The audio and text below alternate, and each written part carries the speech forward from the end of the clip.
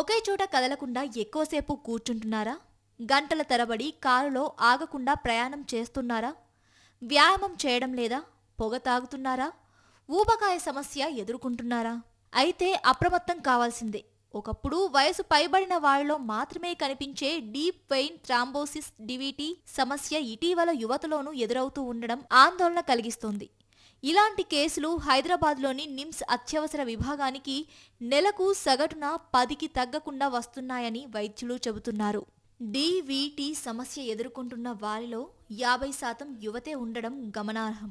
Corporate, private ఆసుపత్రులకు సైతం తరచూ ఇలాంటి కేసులు వస్తున్నాయని వైద్యులు చెబుతున్నారు. మారుతున్న లైఫ్ స్టైలే దీనికి గల ప్రధాన కారణమని స్పష్టం చేస్తున్నారు. పురుషులతో పోలిస్తే మహిళల్లో ఈ సమస్య ఎక్కువగా కనిపిస్తోందట. గుండెకు రక్తాన్ని తీసుకెళ్లే సిరల్లో రక్తం గడ్డకట్టే పరిస్థితిని డీవీటీగా పిలుస్తారు. ఇది కాళ్లలోని సిరల్లో ఎక్కువగా సంభవిస్తూ ఉంటుంది. అరుదుగా చేతుల్లోనూ ఏర్పడుతుంది. ఈ గడ్డలు రక్తం ద్వారా ఊపిరితిత్తుల వరకు చేరితే శరీర భాగాలకు రక్త సరఫరా నిలిచిపోయి ప్రాణాలకు ముప్పు తప్పదని డాక్టర్లు హెచ్చరిస్తున్నారు. ఈ లక్షణాలను గుర్తించిన వెంటనే వైద్యులను సంప్రదించాలని సూచిస్తున్నారు. సిరల్లోని గడ్డలను తొలగించేందుకు సర్జరీ లేదా ఇతర పద్ధతులు ఉన్నాయి. డీవీటీ సమస్యకు ప్రధానంగా కారు లేదా విమానాల్లో కూర్చుని ఎక్కువ దూరం ప్రయాణించడం, అనారోగ్యంతో సుదీర్ఘకాలం మంచంపై విశ్రాంతి తీసుకుంటూ ఉంటే కాళ్లల్లో రక్త ప్రవాహం నెమ్మదించి గడ్డగట్టే ప్రమాదం ఉంటుంది.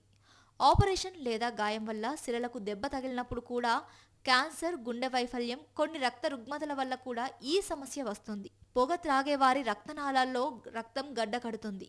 అధిక బరువు, ఊబకాయంతో కంటి లేదా కాళ్ల సిరల్లో ఒత్తిడి పెరిగి డీవీటీకు దారితీస్తుంది.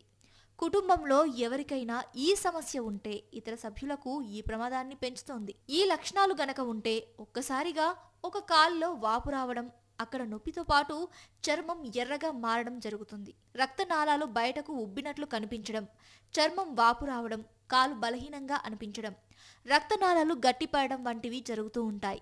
ఇటువంటి పరిస్థితి ఉన్నప్పుడు సమతుల ఆహారం తీసుకోవాలి. ఆకుకూరలు, కాయగూరలు, తాజా పండ్లు ఆహారంలో భాగం చేసుకోవాలి. బరువు పెరగకుండా చూసుకోవాలి. క్రమం తప్పకుండా వ్యాయామం చేయాలి.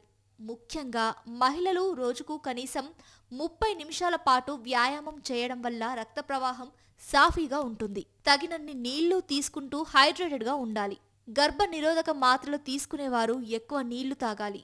కోవిడ్ తర్వాత ఈ సమస్య పెరిగిందని డాక్టర్స్ చెబుతున్నారు. 20, 30, 40 ఏళ్లలోపు మహిళల్లో డీవీటీ ఎక్కువగా కనిపిస్తోంది. హార్మోన్లలో అసమతుల్యత, జీవనశైలి మార్పులే ప్రధాన కారణం. నోటి ద్వారా తీసుకునే గర్భ నిరోధక మాత్రలతో ఎక్కువ ప్రమాదం ఉంటుంది. వీటిలో ఉండే ఈస్ట్రోజన్ రక్తం గడ్డగట్టే ముప్పును పెంచుతుంది. అందుకే వైద్యుల పర్యవేక్షణలో మాత్రమే తీసుకోవాలి.